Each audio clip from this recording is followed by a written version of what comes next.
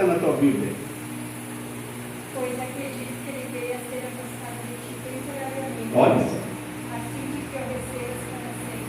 Aleluia!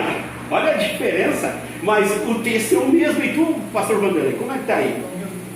Porque bem pode ser que ele se tenha separado de ti por algum tempo, para que retivesses para sempre. Aleluia! Eu gosto de ver a diferença de uma leitura para outra, mas o sentido é o mesmo. Bem pode ser que ele tenha separado de ti por algum tempo, para que o retivesse para sempre. Oh, aleluia! O apóstolo Paulo, queridos, o apóstolo Paulo, ele, em sua primeira prisão, o apóstolo Paulo, depois que Deus teve um encontro com ele no caminho de Damasco, o Saulo, o próprio Jesus prega para ele, ganha ele, e ele então agora torna-se um servo do Deus vivo, torna-se agora um homem de Deus. E quem diria que o Saulo, aquele homem da lei, conhecedor, dotado de conhecimento e sabedoria, um dia ia ser preso por pregar o Evangelho? Nós todos conhecemos a história. Ele, religioso, terminava com as reuniões, consentia na morte de muitos pela perseguição ao Evangelho. Mas o Senhor, que tem os seus planos, seu projeto, Ele não deixa por menos. Pode andar por onde andar, mas vai chegar o momento em que Ele vai chegar aos pés do Senhor. Amém. E o nome do Senhor será glorificado. E olha só o que o apóstolo Paulo diz. Ele diz: Paulo, prisioneiro de Jesus Cristo, irmão de Timóteo, e o amado Filemão, nosso cooperador. O apóstolo Paulo tinha, dentro da casa de Filemão, ele tinha congregação, igual como aqui os irmãos têm a congregação. E o Paulo passava por ali de vez em quando para ajudar no Evangelho. Os crentes que congregavam ali conheciam Paulo. A história nos diz que Filemão, ele era um irmão encarregado, um cooperador que ajudava Paulo ali na congregação, o que era responsável. A história vem nos dizendo que o Filemão, ele era um homem de posses, de bem, e que ele também tinha consigo escravos que cuidavam dos seus bens, que cuidava da sua fortuna, pois ele era um homem de posse. E nós vamos encontrando nessa carta em que ali o Paulo intercede por um escravo. Mas o que me chama a atenção, que quando esse escravo ele pega do seu senhor valores, ele pensa assim: agora eu estou feito, nunca mais eu serei escravo desse homem. Só que ele não sabia que o valor que ele pegou, ele não ia ficar muito tempo, ia terminar logo ali. E nesse momento, quando ele fica sem condições de viver na rua, se o pastor Vanderlei fosse um homem de posse e via o escravo, vou ajudar esse escravo, o escravo era marcado. Se ele ajudasse o escravo, levasse para sua casa, o irmão estava infringindo a lei da época, estava contra a lei. Então ninguém podia ajudar aquele escravo. Mas o escravo tinha conhecimento, o Onésimo sabia que o apóstolo Paulo estava preso e estava muito próximo aonde ele estava naquele momento. A história vem nos dizer que o Onésimo acabou indo até a prisão, procurando Paulo e confessando para Paulo tudo o que ele tinha feito para o seu Senhor, e que agora lhe esperava morte, castigo, ou até mesmo apedrejamento em praça pública, sendo demochilado, porque o escravo, quando fugir do seu senhor, e ainda mais com valores, não tinha outra saída. Mas Deus, o Senhor, o Espírito Santo, o Consolador, que Jesus disse assim: eu irei para o meu Pai, mas rogarei ao meu Pai para que o Consolador, para que alguém desça, para que o outro Consolador desça e esteja convosco. Esse vos fará lembrar de tudo que eu tenho ensinado. O Espírito Santo trabalhou na vida do Onésimo, falou com Onésimo, cochichou no ouvido do Onésimo: olha, você tem uma saída, você ainda tem uma saída. Se nós continuarmos lendo desde o 1 até o 15, um pouco antes, até o 15, nós vamos ver, irmã, como é que é o nome da irmã mesmo?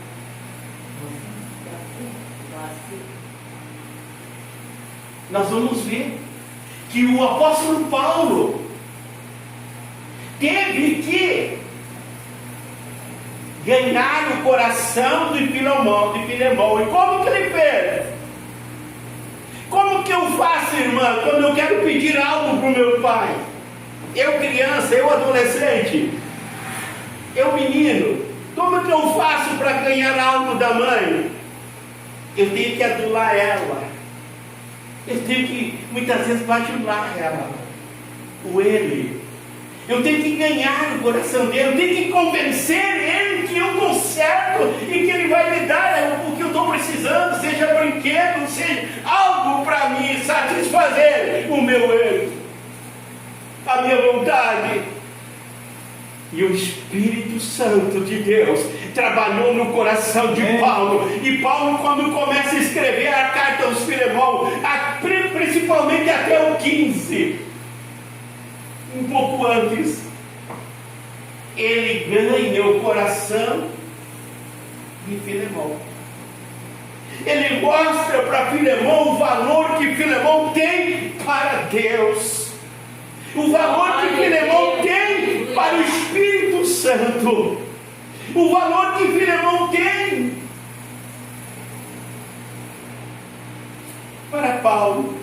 Disse Paulo para Filemão: você está nas minhas entranhas, você está no meu coração, eu te amo de coração. Mães que estão aqui, eu creio, pastor Vanderlei, aleluia, que aquele homem, mesmo ele sendo um homem de Deus, mas ele tinha vários criados, ou seja, escravos. Ele tinha que mostrar para os outros que os outros não podiam fazer a mesma coisa que ele fez. Então ele tinha que castigar, para que ele não viesse perder mais escravos da mesma forma. Eu creio que o coração de Filemão, antes de pegar a carta para ler, eu creio que o coração de Filemão estava revoltado, impaciente, estava, quem sabe, até planejado, eu estou parafraseando, quem sabe, já tinha planejado o castigo, ou como iria ensinar aquele escravo. Mas quando Paulo, usado pelo poder de Deus, começa a falar no coração de Filemão, mostrando para Filemão o valor que ele tinha diante da igreja que estava em sua casa, e diante de Deus, e diante do próprio apóstolo Paulo. Eu acredito que a hora que o Onésimo entrega a carta para Filemão, tinha que ter alguma coisa já que parecia com a letra de Paulo. Não sei se era o símbolo, o carimbo, não sei se era o próprio mão de Paulo assinando aqui, mas eu creio, irmã, que quando o Filemão olhou, opa, mas eu conheço aquela assinatura ali, tem peso. Aleluia. Aleluia! Tem peso essa assinatura. Aleluia. O coração de Filemão já começou Glória a Deus, a aleluia. ser trabalhado. E aí nós continuamos na leitura, nós vamos ver que quando ele termina de ler aquela carta, ele já estava chamando o Onésimo de irmão em Cristo Jesus, agora não mais escravo, mas agora membro da igreja. Glória a Deus. Glória. Mas agora um irmão em Cristo Jesus. Amém. Quem sabe nós estamos falando com alguém nesta noite que cansou de orar, os seus joelhos se calejaram, a sua paciência esgotou, e você está dizendo: não, eu perdi esta batalha, eu perdi esta guerra, não vou conseguir vencer. Mas Jesus nesta noite manda dizer para você, através da sua palavra: bem sei que Ele pode ter se retirado de ti por um pouco de tempo, para que você o retivesse para sempre. Glória a Deus. Glória a Deus, aleluia. Qual é esse pouco de tempo? Mas o que eu sei, que o Senhor é perito para mudar o quadro das nossas vidas. Amém. Amém, Aleluia. glória a Deus, aleluia. Jesus pode, eu não posso, eu não tenho condições, mas o meu Jesus que eu sirvo, o teu Jesus que você serve, Ele pode mudar esta situação. Amém, glória a Deus. Irmão, está perdido, não tem mais como. Um dia o céu nos revelará coisas, surpresas. Aqui nós vamos nos encontrar no céu e nós vamos ter muita surpresa, porque você sabe, queridos, nós que pregamos, nós que ministramos, você que ministra louvor, o peso é maior para nós. Nós precisamos estar dentro, em cima da nossa Escritura Sagrada, para que nós não erramos o caminho. Maior, mais grande é, Deus exige do pregador, do pastor, do ministro.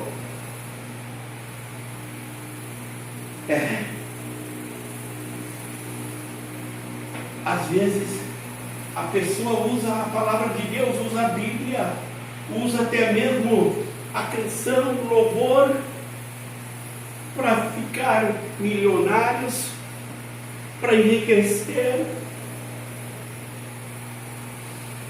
Mas tem um olho que vê tudo e sabe a intenção dos nossos corações. Amém. Conhece nós por dentro e por fora. E nós não conseguimos Glória a Deus. isso. Amém. Às vezes o homem pensa que está tudo bem. Às vezes condena pessoas que estão em situação precária e erradas, mas num abrir e fechar de olhos. Em um momento e um passo, quando a pessoa se dá por conta que está já no final, se ele clamar ao Senhor, abrir o coração e com a boca dizer: meu Deus, eu errei demais, tenha misericórdia, me perdoa. Até hoje o Senhor não viu um pecador que Ele não pudesse perdoar. Ele abomina o pecado, mas o pecador ele ama. Amém. Glória a Deus, O que eu aleluia. quero dizer com isso, irmãos?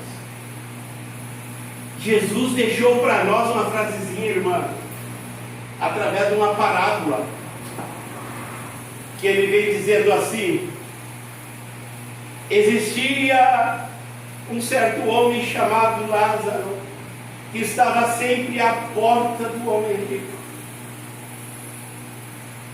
Os cães vinham ali se lamber as suas feridas, mas ele era temente a Deus, andava na presença de Deus, mas precisava se alimentar do que sobrava da mesa do rico. Passando para a eternidade, o rico ele foi levado para o Hades. O Lázaro, quando ele morreu, os anjos vieram e levaram para o seio de Abraão. E aí Jesus nos abre um espaço dizendo nessa parábola que o rico olhando e disse: ah, pai Abraão, mande que Lázaro molhe a ponta do dedo e passe nos meus lábios, porque eu estou aqui em tormento. Aleluia. E vai contando a parábola dizendo assim, o próprio Jesus vai contando a parábola dizendo assim: olha, há um grande muro, os de lá não passam para cá e os de cá não passam para lá. Então, amados, nós temos uma oportunidade de nos render aos pés do Senhor todos os dias e dizer: Senhor, eu sou um pecador,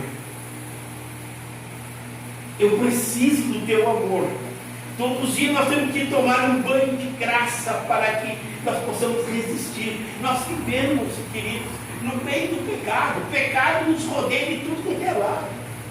As nossas vestes espirituais muitas vezes podem ser respingadas pelo pecado, mas a graça do Senhor, que é abundante, quando nós clamamos e entendemos que precisamos do teu amor, nós somos lavados, e assim nós vivemos de dia em dia até chegar aos céus. Amém.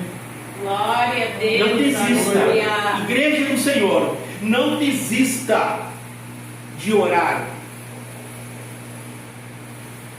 Não desista, porque o momento chegará em que as tuas orações serão ouvidas. Quem sabe, muitas das vezes nós não vimos com os nossos olhos, porque já descansamos. Mas as orações ficam depositadas aos pés do Senhor, e no momento certo, aquela pessoa, aquele familiar, aquela pessoa em que nós amamos e queremos o caminho certo para ele irá ser chamado pelo Senhor, ele irá ser salvo. Então somente não perca a tua fé. Glória a Deus, Faça como aleluia. o apóstolo Paulo: interceda, dê o que tu tem para interceder.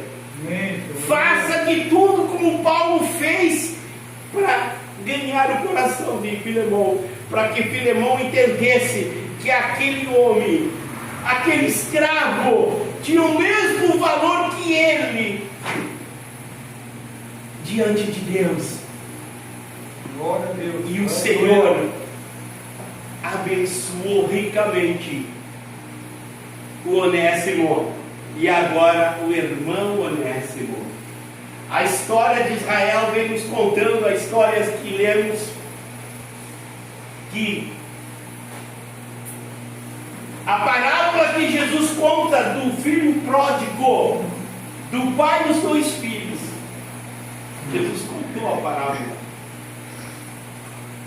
Agora, Paulo, acontece com Paulo quase o semelhante, o mesmo filho pródigo, que diz: pai, me dê o que me pertence, o porque eu vou sair.